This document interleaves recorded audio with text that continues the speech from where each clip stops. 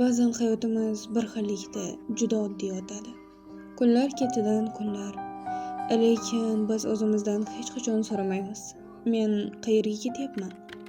Bir kuni bizga savol berishdi. Agar hayotim shu tarzda davom etsa, 5 yildan keyin qayerda bo'laman? Bu oddiy savol edi, lekin juda chuqur edi. O'sha lahzada biz uyg'onishimiz kerakligini his qildik. O'sha kundan boshlab biz o'ylay boshladik. Har kuni kichik bo'lsa-da qadam tashlashga qaror qildik.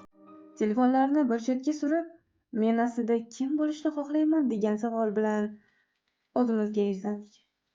Biz o'z yo'limizni, o'z maqsadlarimizni qog'ozga tushirdik va ularga erishish uchun birinchi qadamni tashladik. Kunimizni rejalashtirdik, kitob o'qidik va har kuni o'zimizni yaxshilashga harakat qildik. Shu jarayonda bir narsani tushunib yetdik. Inson yolg'iz holda o'zgarmaydi. Jamoa bo'lsa, o'zgarish osonroq kechar ekan. Har kungi savollar va topshiriqlar bizni doimiy harakatda bo'lishga majbur qildi. Bugun birinchi mavsum yakunlanar ekan, biz o'zgacha shijoat, yangi bilimlar va sadoqatli do'stlar bilan boyidik.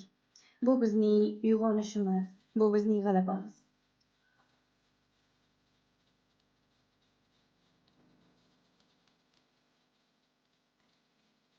Ba'zan inson hayotini o'zgartirishi uchun katta narsa kerak emas. Faqat bitta to'g'ri savolning o'zi yetarli bo'ladi. Biz bilan birga bo'lganingiz uchun rahmat.